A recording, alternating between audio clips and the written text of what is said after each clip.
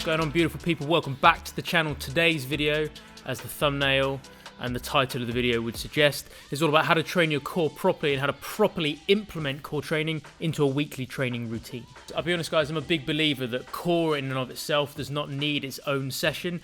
So what I like to do is extrapolate a couple of bits and bobs from my general core approach and then plonk them on the end of each session throughout my training week. But before we do that, we first need to reverse engineer everything that we actually want to be doing when it comes to core and abs.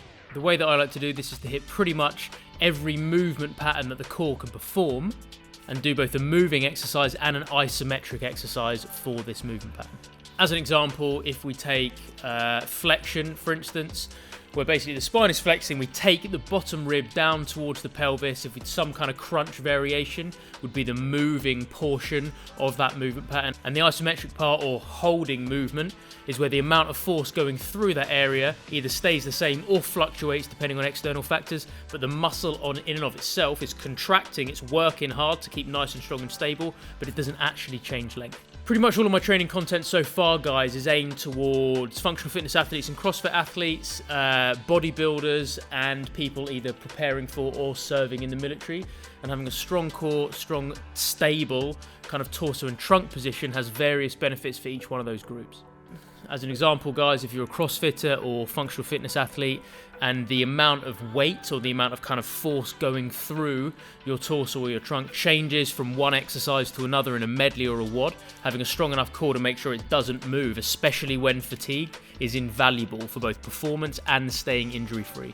Military, obviously my experience in the Royal Marine Corps, I would say that making sure that you've got a strong torso and trunk position is beneficial when you're yomping, when you're walking, when you're running, anything on bottom field where you're climbing.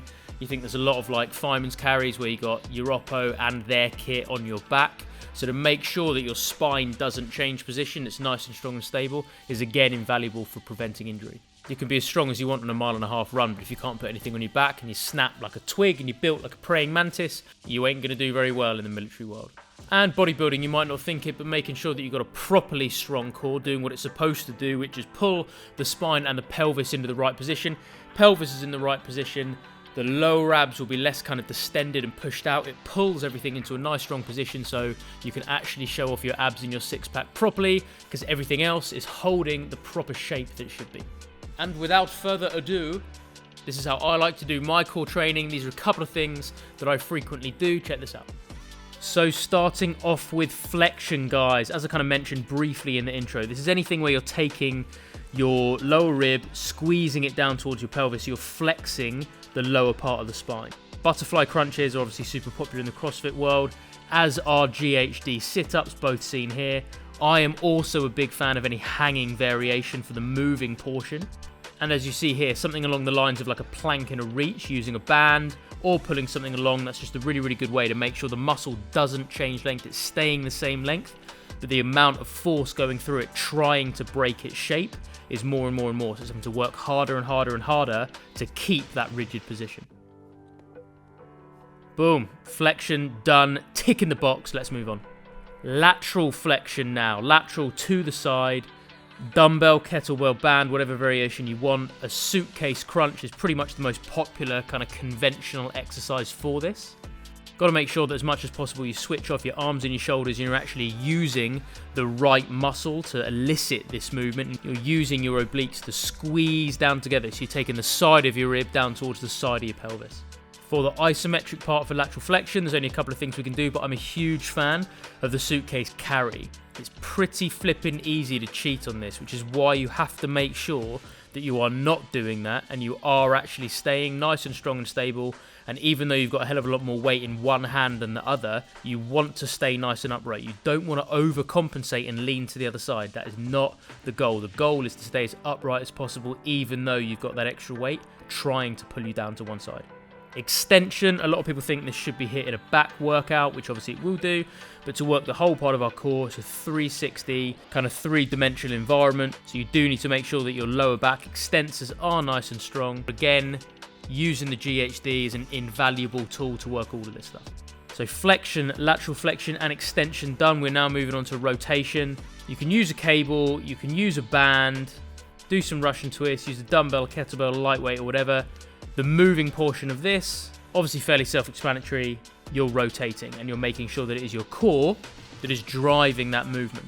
But one of the things I will say here, guys, unless you are, shot put, hammer throw, discus thrower, you do need in those sports, and in all sports really, the ability to quickly rotate. But in my opinion, counter rotation is either just as important or in fact more important and more applicable to most sports and most conventional movements, where there is force trying to turn your torso round, but your job is to resist that and keep yourself as kind of straight and rigid as possible.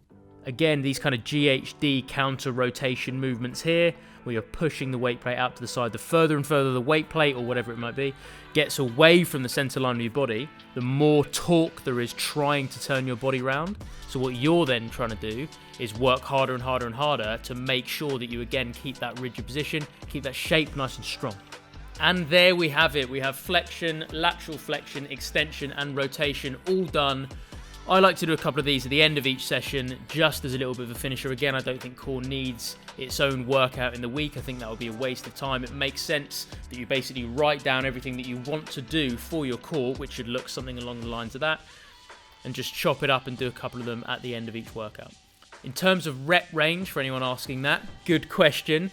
I basically rotate it, so treating it kind of like any other muscle. I do anywhere between kind of 8 to 12, 8 to 15 reps on each of these movements for one particular week, and then the next week, even though I might be doing the same kind of exercises, that will be going up to about 20. So I vary it on a week-to-week basis, a little bit of kind of strength and functional hypertrophy, putting a little bit more load through the core one week, and then the following week the load drops a little bit, but you're up to about anywhere between kind of 20 and 30 reps.